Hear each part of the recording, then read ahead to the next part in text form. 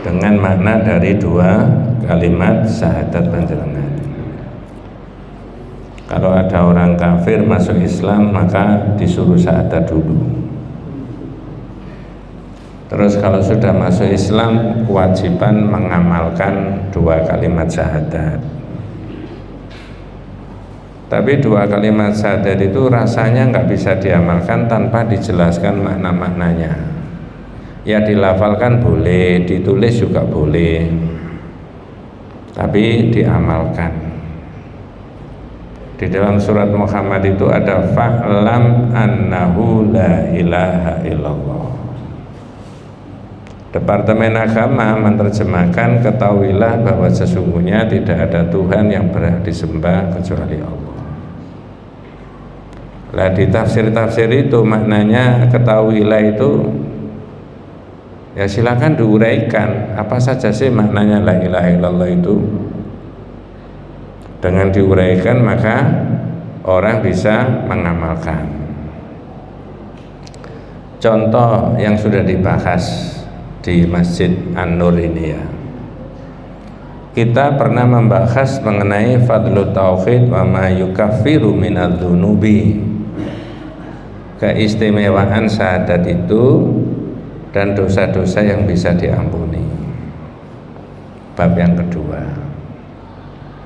Yang ketiga misalkan man haqqaqa tauhid dakhalal jannata bi ghairi hisabin wala adzabin. Siapa yang mengamalkan tauhid sebaik-baiknya, semurni-murninya. Jadi maknanya mengamalkan tauhid semurni-murninya itu bebaskan dari syirik. Para ulama mazhab apa saja tidak ada perbedaan. Syirik itu dosa besar.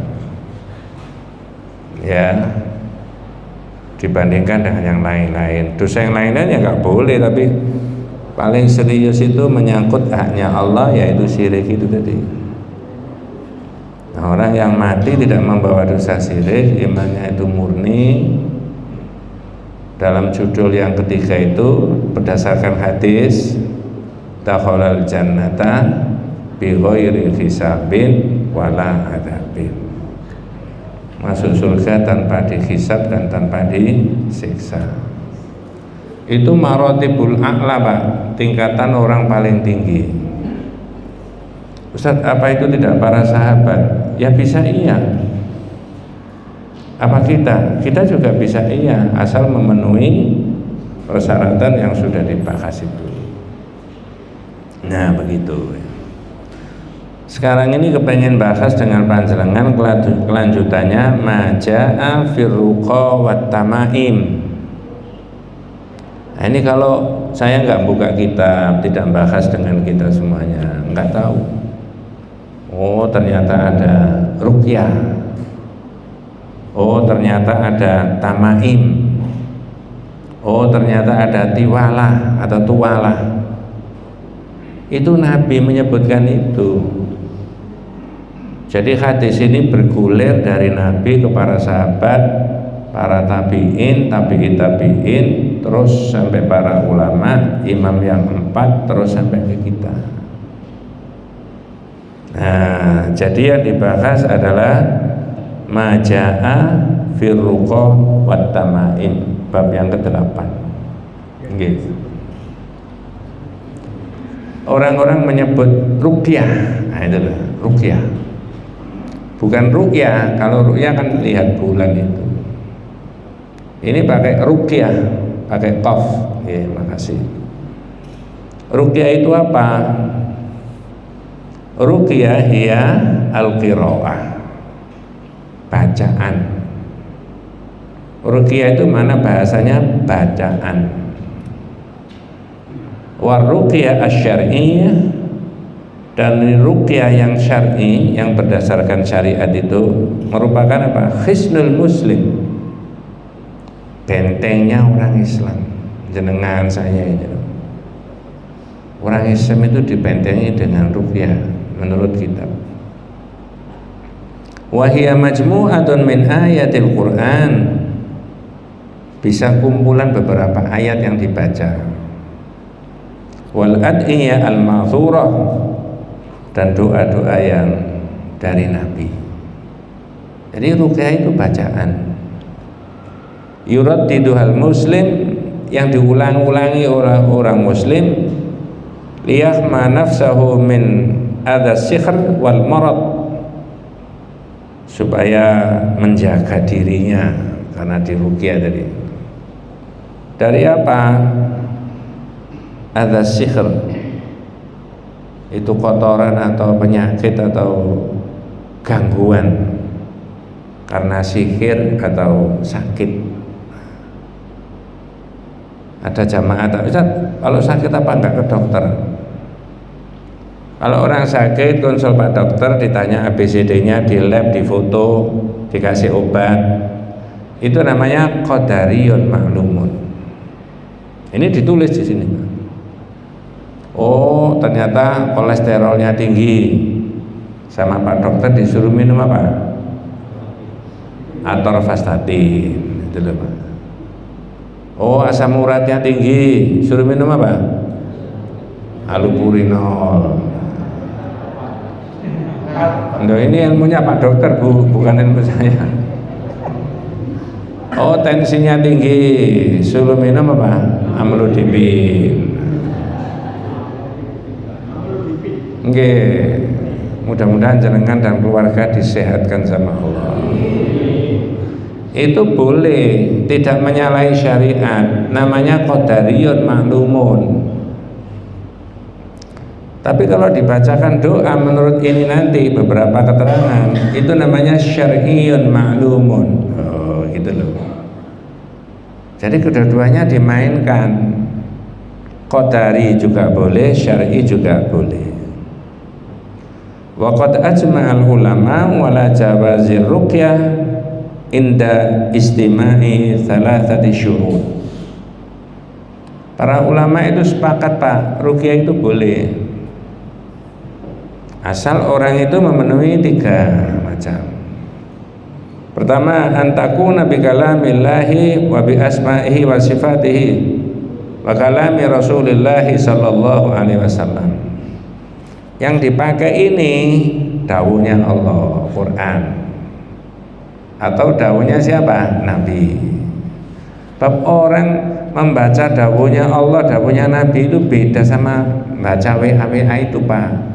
Baca Quran, baca komik, kopingho, ya apalagi?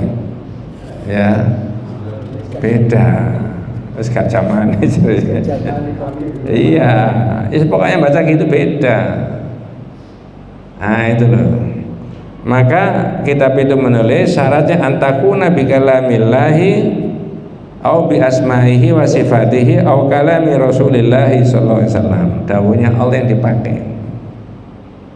Ya. Yang kedua, antakuna bilisanil Arab au bima yurafu ma'nahu min ghairihi. Boleh pakai bahasa Arab atau bahasa lain, tapi orang itu harus ngerti maksudnya. Jangan tidak ngerti pakai bahasa Sanskerta ini macam-macam gini, tidak ngerti apa maksudnya. Enggak.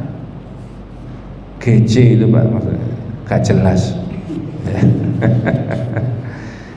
Yang ketiga, ayata kita ana ruqyah la tu'athiru bilatiha bal bi qudratillahi ta'ala. Yang ada pengaruhnya, orang itu sakit menjadi sehat, orang itu bingung menjadi tidak, itu bukan ruqyahnya, tapi Allah yang ini kan minta sama Allah. Nah, orang tidak boleh berkeyakinan ana ruqyah la tu'athiru bilatiha, bukan ruqyahnya itu, bukan bukan ustadznya atau kiainya yang meruqyah, enggak. Wah itu teko Pak Kiai, Pak Ustadz ini yang jangan, bukan itunya, tapi siapanya? Allah. Nah, wis pokoknya jenengan insya Allah ngaji tauhid ini bukan karena saya ya. Orang-orang lain lebih alim dari saya menerangkan masalah tauhid. Itu penting Pak. Wis orang Islam itu madhabnya apa saja, golongannya itu, ini tidak ada perbedaan. Tauhid itu, keyakinan itu tidak boleh salah ya tentang Allah itu ya, dan itu yang nomor 1.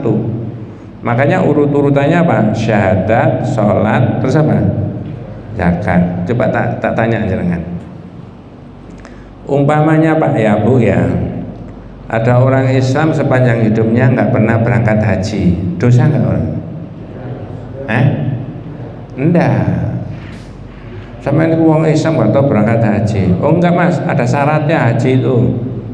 Belum tentu yang haji bolak-balik itu diterima. Nah, mudah-mudahan yang haji itu umroh diterima sama Allah ya. Yang belum dimudahkan sama Allah. Ya. Karena ada syaratnya. 2, kalau ada orang Islam sepanjang hidupnya nggak pernah bayar zakat, dosa nggak? Zakat loh Pak? Enggak. Ada syaratnya nggak zakat? Iya ada. Nanti tanya Pak Ustadz. Nah, pertanyaan ketiga, kalau sepanjang hidupnya orang Islam itu nggak ngerti maknanya syahadat, dosa. Bagaimana mengamalkan syahadat? Nggak ngerti. Tak kasih contoh. Loh, nganggo jimat itu gak boleh tau? Nggak boleh Mas. Saya itu pakai terus sih mulai zaman dulu untuk penglaris, untuk supaya suami istri itu hidupnya tentram, supaya anaknya karirnya lancar, supaya rumah tangga ini nggak ada yang goda. Tapi nggak boleh tak? Nggak boleh. Lah ini saya punya 4 apa berapa gitu loh. Ayo saya tanya, orang yang nun sewu ini bukan siapa-siapa, yang pakai begitu-begitu kira-kira ada nggak? Ada. Banyak atau sedikit? Itu orang di luar masjid apa di dalam masjid? Di luar. Ini ngaji itu manfaatnya di situ Pak. Itu loh. Jadi kalau nggak tahu itu nggak boleh. Orang Islam nggak tahu agamanya itu nggak boleh Pak. Ya. Nah, cuma keadaan masyarakat, adik-adik kita dan anak-anak kita itu kadang-kadang ngaji itu disepelekan. Mohon maaf, bukan karena saya, enggak. Ya. Nah, begitu. Wes, sekarang tak lanjut di sini. Jadi ruqyah itu ada, boleh. Kemudian kitab ini juga menulis ya contoh saja, 2 saja tak kasih contoh. Rasulullah meruqyah dirinya sendiri. Berarti Rasulullah membentengi dirinya sendiri. Dengan apa? Dengan bacaan-bacaan. Caranya gimana? Nah, ada hadisnya. Riwayat Imam Al-Bukhari dari Aisyah radhiyallahu anha. Ya. Kana Rasulullah idza awa ila firashihi kulla lailatin jama'a baina kaffaihi. Kanjeng Nabi itu kata Aisyah. Aisyah itu siapa, Pak? Istrinya Nabi. Mesti kan perso tahu setiap harinya. Idza awa ila firashihi kulla lailatin, ketika Rasulullah itu mau sare, mau tidur. Jama'a baina kaffaihi. Jama'a kaffaihi tsumma nafatha fihima. Tangannya disatukan gini. Tsumma nafatha, lalu diapakan? Disebul, ditiup. Nah, jenengan enggak boleh tanya, Ustaz, nek disebul ana pengaruhne apa? Jangan tanya. Ini syariat. Tapi kalau yang Qadari tadi boleh tanya pengaruhnya, yang ini tidak boleh. Jama'a kaffaihi tsumma nafatha fihima tsumma qara'a Qul huwallahu ahad, qul a'udzu birabbil falaq, qul a'udzu birabbin nas. Tapi dibaca sampai tuntas Pak. Kak, a'udzubillahi minasyaitonir rajim, bismillah, qul huwallahu ahad, a'udzubillahi minasyaitonir rajim, bismillahirrahmanirrahim, qul a'udzu birabbil falaq. Nah begitu. Dibaca sampai apa? Habis. Ya, itu yang cerita Aisyah. Habis begitu kemudian summa yamsahu bihima man istata'a min jasadihi wa yabda'u bihima ala ra'sihi wa wajhihi. Habis dibacakan tadi diusapkan ini wajahnya, kepalanya, terus semua yang bisa dijangkau. Salatsa marrat, Nabi melakukan itu 3 kali. Ini sunnahnya Rasulullah kalau mau meruqyah diri sendiri. Trikul, apa trikul ya? Kul huwallahu ahad, Qul a'udzu birabbil falaq, qul a'udzu birabbin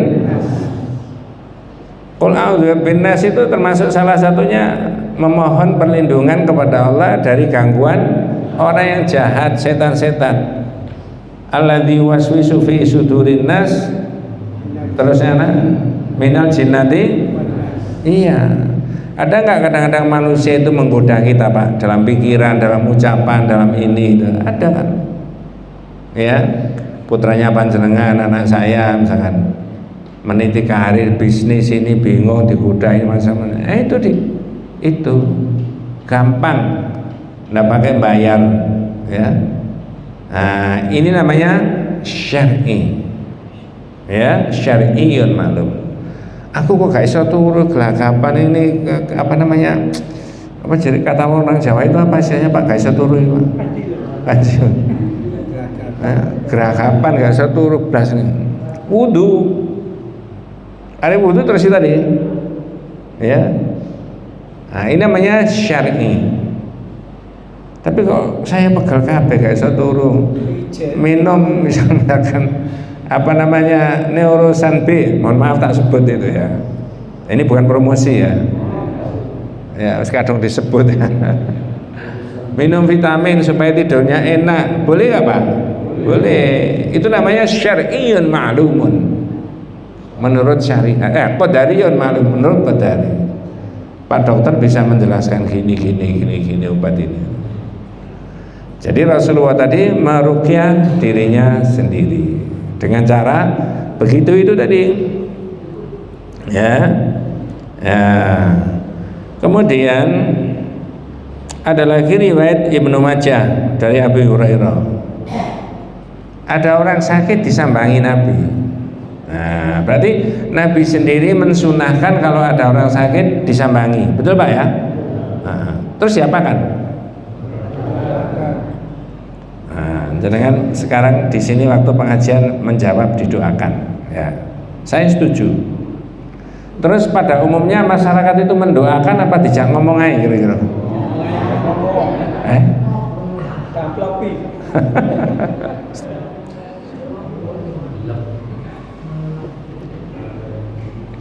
Ya, umumnya hanya diajak ngomong. Sakit apa neng? Wis pirang dina telung dina. Jadi Pak dokter ya apa? Dokternya Dewi bingung, hasilnya lepe gak jelas. Endi sih sing lara? Ini mburi sebelah ini. Hati-hati, tonggoku lara kaya ngono mati. Kira-kira tambah waras ya, Bu?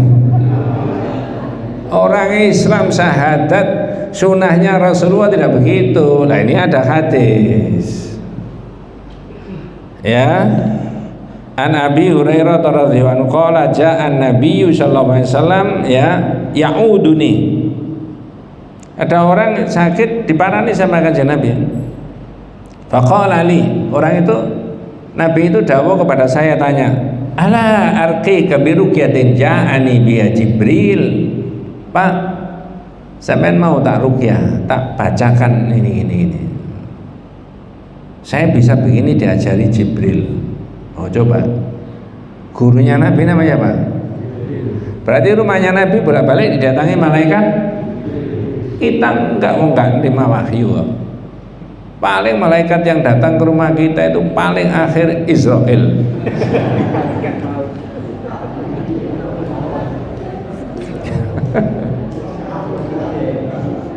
Wis tenang aja Pak, orang Islam itu semua sudah di tangan Allah, betul kan? Kewajiban panjenengan saya itu berikhtiar. Itu tidak ikhtiar itu tidak boleh. Menjaga makan minum, silaturahim yang baik, tidak punya rasa dengki sesama saudara, sesama tetangga. Enak kalau begitu. Pikirannya fresh terus. Biologi, psikologi, sosial, spiritual. Oh, pakai begitu ya. Biologisnya baik, sosialnya dengan orang baik, spiritual imannya sama baik sama Allah. Ya. Nah, jadi orang tadi ditanya, "Ala arqika bi ruqyatin ja'ani biha Jibril?" Sampai mau tak bacakan ini, saya diajari Jibril. Ya, namanya orang diparani kanjeng Nabi sakit ya seneng. Bala ya Rasulullah, bi abi wa ummi ya Rasulullah. Nggih Kanjeng Nabi, monggo. Nah, orang itu dibacakan bismillah arkika wallahu yashfika. Atas nama Allah saya membacakan doa ini. Wallahu yashfika min kulli da'in fika. Allah menyembuhkan sampean dari semua penyakit. Gimana caranya Allah menyembuhkan? Enggak tahu. Nah, itu loh. Min kulli da'in fika min syarrin nafatsati fil 'uqad, dan dari seluruh tipu dayanya tukang-tukang sihir yang hasad. Wa min syarri hasidin idza hasad. Nah, 2 menit saya boleh cerita Pak? Boleh. Harus cerita. Itu di rumah sakit Khadijah sepanjang kira-kira 8 tahun yang lalu ada orang sakit di USG sama Pak dokter, hasilnya ganas, kanker ganas ibu ya, lalu dibiopsi, diambil jaringannya, di lab ganas. Konsul sama dokter sana di Geraha Merta, kata dokternya dilihat hasilnya ganas. Dan jenengan dan saya sebagai orang awam, kalau sudah kata Pak dokter ganas, hasil lab, hasil USG itu kira-kira umurnya panjang nggak kira-kira? Menurut manusia enggak, pendek, paling kali 6 bulan umurnya. Oh, anaknya nangis saya gini. Saya bilang nggak usah, semuanya Allah. Orang Islam itu enak ya, hidup ya karena Allah, mati ya karena Allah ya, tua ya Allah yang menyebabkan tua. Orang itu kalau bisa minta nggak mau dijadikan tua, betul Pak ya? Ini perlu dijamoni apa ya? Jamoni ya tetap tua. Terus gimana Pak Najib? Manggil saya doa, ruqyah. Nah, kadang takonnya iso waras, gak ngerti. Untuk diobati Pak dokter goreng karo iso waras kok ya. Nah, ini ruqyah dari Nabi. Caranya, ya wis bentino tak dongakno. Sewaktu ketemu saya doakan sampai masuk mau dipanggil Pak dokter, pasien nomor sekian, tak dongakno sik. 2, bismillah, baik Nabi tadi. Bismillah arqika wallahu yashfika. Allah yang menyembuhkan sampean. Min kulli da'in fika, dari seluruh penyakit yang ada di ya, wa min syarri nafatsati fil 'uqad, dan dari gangguan tukang-tukang sihir yang sedang meniupkan. Wa min syarri hasidin idza hasad, gangguan orang jahat. Wah, hampir tiap hari. Ya, tiba-tiba kata Pak dokter disuruh operasi. Gimana Pak? Suruh operasi. Manut Pak dokter. Tapi ini jalan terus doa. Ya. Akhirnya dioperasi di lab, hasilnya apa? Bu, ini ternyata ringan, tidak usah di kemo. Ngerti maksudnya? Berarti lebih ringan dari apa? Pemeriksaan sebelumnya. Disinar saja. Disinar, oh manut saja. Allah kabeh itu semuanya. Sekarang lo sehat, tidak ada masalah. Mangane doyan tambahan itu. Jadi jenengan dan saya tidak boleh menyepelekan dawuhnya Nabi. Nah, cuma jujur aja masyarakat kita, rumah sakit kita itu belum memainkan ini secara optimal. Mengandalkan obat terus saya ini ketenangan. Padahal yang menyembuhkan siapa? Nah, Masya Allah, ternyata di tauhid itu ada begini doa. Wah, gak hafal Pak Ustadz, ya pakai bahasa Indonesia saja ya. Rabbin nas adhibil ba'sa ishfi anta syafi la shifaa illa shifauka shifaan la yughadiru saqaman. Jangan ambil di YouTube atau di mana, banyak itu Pak doa-doanya orang sakit ya, ini doanya banyak. Minta tolong putra putrinya cari banyak berdasarkan hadis. Dan lisannya Rasulullah tidak mungkin apa? Salah. Nah, itu ruqyah. Terus di kitab ini ada tambahan Pak. Itu Pak. Pertama adalah hadis riwayat Imam Al-Bukhari wa fi sahih an Abi Bashir Al-Ansari radhiyallahu anhu annahu kana ma'a Rasulillah sallallahu alaihi wasallam fi ba'di asfarihi fa arsala rasulan alla yabqayanna fi raqabati ba'irin khiladatan min watarin aw khiladatan illa quti'an. Ini sahabat cerita begitu. Apa bahasa Indonesianya, Pak? Monggo. Supaya tidak terdapat. Dimulai dari awal, diriwayatkan, monggo. Diriwayatkan dari Abi Bashir dalam Sahih Al-Bukhari dan Al-Muslim dari Abu Bashir Al-Ansari. ya, ternyata dia pernah bersabda Rasulullah SAW dalam satu perjalanan beliau. Jadi ini Abu Bashir Al-Ansari itu dalam satu safar perjalanan bersama Nabi, 2 orang dia. Terus apa kata Abu Bashir Al-Ansari? Nabi lalu beliau mengutus seorang utusan. Ya, terus Nabi memanggil seseorang utusan. Mas, tolong ya, kamu tak suruh ke sana ya. Ini Abu Bashir tahu. Ya. Disuruh apa sama Nabi? Monggo. Untuk memalukan supaya tidak terdapat lagi di leher unta kalung dari tali busur panah atau kalung apapun kecuali harus diputuskan. Jadi ada tradisi Arab jahiliyah, rombongan unta itu dikalungi dengan talinya panah itu. Karena talinya panah itu sudah diruqyah katanya. Sudah pakai bahasa yang beda, sudah dicoba jabu. Oleh Nabi tidak boleh. Nabi berjalan bersama 2 orang, terus Nabi memanggil orang lain lagi, itu loh rombongan unta itu yang dikalungi itu sampean buang kabeh, tidak boleh begitu. Itu dengan bahasa lain, kalung itu, kantung yang dikalungkan di lehernya unta itu dalam bahasa kita itu jimat, supaya unta ini tidak kena penyakit, tidak ada musibah, tidak ada mara bahaya. Nah, model begitu kalau Rasulullah tidak boleh. Ternyata dalam masyarakat pada umumnya bukan hanya itu, tapi apa? Bisa ditaruh di rumah, bisa ditaruh di toko, bisa ditaruh di perusahaan, di ini, yang maknanya itu jimat tadi. Oleh Nabi suruh buang, tidak boleh. Ya, nanti ada bab berikutnya lagi itu. Ya, lubsul khalqati wal khayti wa nahwihi ma li raf'il bala. Itu sudah lewat bab yang ke-7. Ya, di situ. Ya. Ada keterangan di kitab yang lain, Pak, mirip dengan ini. Ceritanya begini. Ini Abdullah bin Mas'ud pulang di rumah, ketemu sama istrinya pakai kalung. Ditanya sama Abdullah bin Mas'ud, kalau pakai bahasa kita, loh sampean kok kalungan ini kalung apa ini? Jawabannya apa?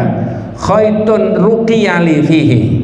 Mas, bahasanya jenengan, iki kalung wis diruqyah. Ternyata ditanya sama Abdullah bin Mas'ud, istrinya dari orang Yahudi. Nah kalau dari orang Yahudi yang bukan Muslim ini kan bukan dari Nabi kan Pak ya. Pakai kalung yang sudah diruqyah katanya. Khaitun ruqyah li fihi. Ini kalung sudah diruqyah Mas ini. Tapi ternyata ada unsur syiriknya. Apa kata Abdullah bin Mas'ud? Istrinya sepertinya dimarahi. Anti alu Abdullah bin Mas'ud al-ghniya uni syirki. Innama yakfiki an taquli kama qala Rasulullah SAW. Gitu Pak. Ya kira-kira begitu ngomongnya, atau keras mungkin gitu. Ini perkiraan saya saja. Tapi bahasanya benar. Sampai niki keluarganya Abdullah bin Mas'ud tidak perlu pakai begini-begini itu. Innama yakfiki an taquli kama qala Rasulullah. Cukup bagi sampean itu seperti yang diajarkan oleh Nabi. Nah, jadi ruqyah Zainab jadi itu dari orang Yahudi tidak boleh sama Abdullah bin Mas'ud. Apa namanya? Unta tadi dikalungnya apa tadi Pak? Tali panah. Tali dari busur panah, suruh buang sama Nabi, tidak boleh. Jimat-jimat itu maksudnya itu. Ya. Nah, itu tidak ada di dalam syariat itu. Begitu-begitu itu. Nanti ngerusak iman kita. Seolah-olah benda dan barang itu bisa apa? Bisa menolak, bisa menyelamatkan seseorang. Padahal nggak bisa. Mungkin bulan yang lalu saya sudah cerita, saya ditelepon orang itu Pak. Udah cerita ya? Yang mana Pak Ustadz kan gitu ya. Ya, saya ditelepon orang, Pak Ustadz kapan kesini ngaji lagi? Nanti Bu, itu kondisi kira-kira 15 tahun yang lalu. Loh, nanti Bu Selasa ngaji ke sana, siang, duhur. Ada apa sih Bu? Telepon aja. Oh, saya perlu sama Pak Ustadz. Begitu saya ngaji di sana, setelah ngaji saya diajak di lobi di kantor itu Pak, lantai 7. Saya nggak sebutkan kantornya. Mudah-mudahan Ibu yang tanya sama saya tadi diberi rahmat sama Allah ya, diberi barokah. Saya nggak tahu Ibu itu di mana sekarang ya. Begitu di lobinya itu, Ustadz gini, saya ini kan punya jimat. Sudah lama Ustadz saya cari tidak ketemu. Dulu kan tidak ngerti, sekarang sudah dewasa, sudah ngerti, sudah mau pensiun, wis tobat. Gimana Ustadz solusinya? Tobatnya barangnya dibuang, selesai. Ini saya bawa ya Pak Ustadz. Dibawa? Iya. Dimasukkan di amplop, bagus gitu amplopnya. Warnanya coklat. Oke Bu, dibuang aja nggak apa-apa. Enggak Pak Ustadz. Lah terus? Saya berikan Pak Ustadz aja. Loh, saya buat apa? Diberikan saya Bu. Ya sudah, nanti tak buangnya. Saya bawa pulang. Di rumah tak buka. Mungkin kemarin saya sudah cerita itu. Isinya apa itu? Bungkusan-bungkusan. Ada kainnya, ada tulisannya Arab yang nggak bisa dibaca, ada coretannya merah, ada rambutnya dan sebagainya. Saya bukai satu-satu itu konangan istri saya. Lah apa Pak? Wis menengoy gitu. Rahasia ini. Tapi saya ceritani ya. Tak buang ya nggak ada masalah. Di Trosobo juga begitu. Ustadz ini di dompetnya anak saya ada jimat. Dibuang nggak apa-apa, nggak apa-apa. Tapi sampai izin anaknya supaya ngerti. Ini nggak boleh begini, jadi syirik, buang. Ya. Anjir nemu di mana? Saya bukai dompetnya anak saya. Lah kok lancang sama ini buka itu. Anaknya tanya, ya, Ustaz ini yang buang nggak ada risiko, ha? Ngerti maksudnya? Khawatir apa? Sini nih gak mau tak buang, no, nih gak berani. Nggak ada Mbak, wis buang di sini, Bismillah, buang. Semua itu kalah sama Allah kekuatannya. Nah, tidak ada apa-apa sampai sekarang. Berkali-kali saya begitu jamaah itu. Akik juga begitu, keris juga begitu. Kalau kerisnya nggak dibawa ke masjid, akiknya dibawa ke masjid sak kotak. Akik Pak, Ustadz mau tak? Loh, saya diberi satu, saya ambil satu Bu ya untuk kenang-kenang. Nggih Ustadz, tidak apa-apa. Akik itu boleh dipakai asal tidak punya keyakinan untuk menolak apa? Aksesoris boleh nggak? Boleh. Saya dikasih teman saya 2. Nah itu kalau tak pakai kiwatengan gede-gede nanti jangan salah paham. Kasih dong ngaji kok. Loh, akeh Pak Ustadz. Ada di rumah. Inilah orang Islam itu Pak. Jadi pakai ruqyah tadi doa. Terus ini tambahan ada apa namanya? Tamaim. Ya. Tamaim. Nah, hadis berikutnya, monggo. Sesungguhnya ruya, tamimah dan tiwalah adalah syirik. Ya, ya. Inna ruqyah yang syirik, yang syirkiyah, tidak dari Quran, tidak dari hadis.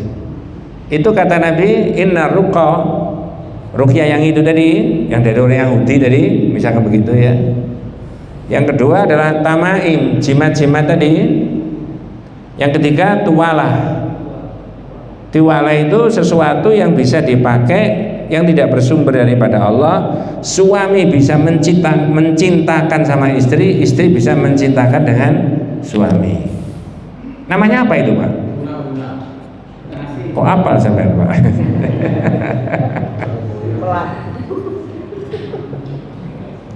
Katanya orang-orang ya pelet, ya guna-guna, jangan diteruskan guna-guna. Oh, ini ngono apa ya? Jangan goyang. Kalau di Islam, jenengan dan saya, putranya jenengan, anak saya, Allah mentakdirkan si A jodohnya si B, lalu bisa mencintai, ada sakinah. Ini dari Allah, bukan dari dukun, bukan di apa namanya dijaluk, no wong pinter, enggak begitu. Ya. Nah, di dalam kitab ini sakinah wa min ayatihi an khalaqalakum min anfusikum azwajan litaskunu ilaiha, supaya sakinah. Nabi Adam sama Hawa disebutkan dalam Al-Qur'an juga ada sakinah, ya. Falamma taghasyaha hamalat hamlan khafifan famarat bi falamma athqalat, dan seterusnya itu ya. Liyaskunu ilaiha, liyaskuna ilaiha, supaya ada sakinah. Itu maknanya dua, Pak. Satu, sakinah itu maknanya syahwat. Istri punya syahwat sama suami, suami punya syahwat sama istri. Boleh nggak, Pak? Boleh. Dua, sakinah itu maknanya mahabbah, cinta. Yang satu syahwat, yang satu apa? Cinta. Tak tanya jenengan. Ini banyak yang di atas 50, bahkan 60. Yang bisa luntur yang mana, Pak?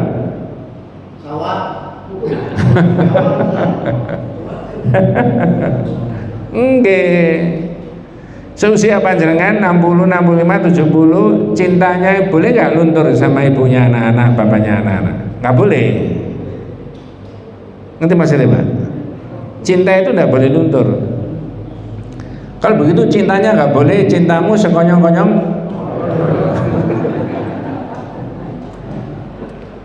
Sampai tua harus mencintai, Pak. Ya, Bu, aku mau oleh rezeki, saya minta tukono bakso, misalkan begitu ya. Ya. Tapi yang bisa luntur, kata panjenengan tadi apa? Syahwat. Kalau yang masih 30, 40 ada syahwat, tapi kalau udah 60, 65, 70, Masya Allah, tolat-toletok.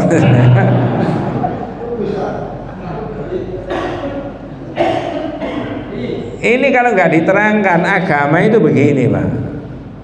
Maka tidak boleh di dalam syariat. Nabi tadi mengatakan tualah itu pakai apa, dicalonno wong pinter atau pakai coba jabu. Tidak menurut syariat, itu termasuk syirik. Nggak tahu zaman dulu ya, nggak tahu sekarang ya. Teman saya itu sudah nikah tapi kok gak sepiro harmonis, tak jalukno. Kalau dimintakan maksudnya didoakan boleh. Tapi kalau yang namanya pelet itu enggak boleh. Atau apa tadi? Guna. Nah, yang dianjurkan di syariat itu dua. Tadi yang saya katakan, qadari dan syar'i. Ya, supaya timbul ada harmonis bagus. Apa? Nah, misalkan begini.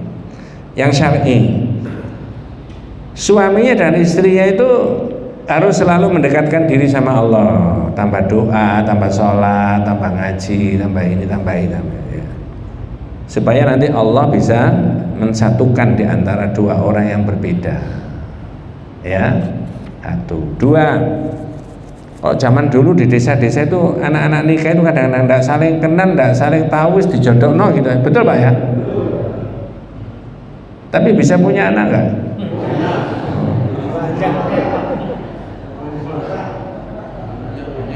Iya, yang satu pakai syar'i, berdoa. Sepupu saya itu lebih dari 5 tahun nggak mau menemui, ya. Tapi begitu dekat ketemu anaknya 5 boleh. Habis sekarang sudah wafat yang suaminya. Jadi yang satu pakai syar'i, mendekatkan diri sama Allah. Kalau yang tidak mau tadi yang perempuan, ya yang laki yang mendekatkan diri sama Allah. Gak terus ditinggal gitu, enggak. Ikhtiarnya begitu, itu namanya syar'i. Yang kedua pakai qadari. Jenengan dan saya qadarinya gimana? Misalkan, mohon maaf, ini bukan purnomo ya. Kalau suami itu senang melihat istri pakai baju biru, ya suruh pakai baju biru, pakai daster biru. Aku seneng Bu sampai kayak daster ngene. Nah, makanya ya tak tukok nongko daster yang warnanya gini. Boleh nggak begitu Pak? Boleh, di rumah nggak ada yang lain-lain kok. Ya, aku seneng Bu sampai niku misalnya di rumah itu rambutnya agak ditaleni karet. Ngerti maksudnya Bu? Diurai. Ya nggak apa-apa, diikuti aja. Kalau makanan ya, kesukaannya suami itu apa, istri itu apa, ya bisa begitu. Ya. Di situ ya. Saya kadang-kadang guyoni, ini mohon maaf pribadi, guyoni sama istri. Pagi-pagi ditanya, masak apa Mbak? Asem-asem aja. Bendino kok asem-asem. Lah aku senengannya asem-asem. Gak apa-apa wis. Mari sampean gak seneng masak dhewe liyane apa. Maka kata Rasulullah SAW, ruqyah yang syirkiyah jadi tidak boleh. Yang dipakai apa? Syar'i. Maksudnya apa? Doa. Yang kedua tadi adalah tamaim, jimat-jimat yang digantungkan. Dalam bahasa hadis tadi digantungkan di leher apa tadi? Unta. Sekarang nggak ada unta, mungkin ditaruh di mobil, ditaruh ini, itu loh maksudnya. Tapi kalau mobil dikasih GPS boleh nggak? Boleh. Ada ilmunya. Itu namanya as-sabab as-sahih. Sabab sahihnya. Ada realitasnya boleh. Yang ketiga tiwalah, guna-guna tadi tidak bagian dari Islam. Ya, syariatnya Nabi, suami istri itu didekatkan, dimohonkan sama Allah, terus secara zahir apa kemauannya istri, apa kemauannya suami itu terpenuhi. Saya kasih contoh-contoh itu. Kelihatannya guyon tapi itu serius. Ya. Wallahu a'lam. Ya. Nanti bisa dimantapkan lagi ketika kita bahas bab yang ke-9, barokah. Bab 9 itu bahas mengenai barokah. Berkah. Bulan Ramadan ada barokahnya, Quran ada barokahnya. Nah, kalau batu ini kira-kira ada barokahnya. Nah, nanti pembahasannya di situ, ya. Mudah-mudahan panjenengan dan keluarga saya, kita semuanya senantiasa diberikan rahmat, diberikan barokah, diberikan hidayah Allah Subhanahu wa taala, diberi umur panjang yang barokah. Ya, hadanallahu wa iyyakum ajmain. Kita tutup dengan doa kafaratul majlis. Subhanakallahumma wa bihamdika asyhadu an la ilaha illa anta astaghfiruka wa atubu ilaik. Assalamualaikum warahmatullahi wabarakatuh.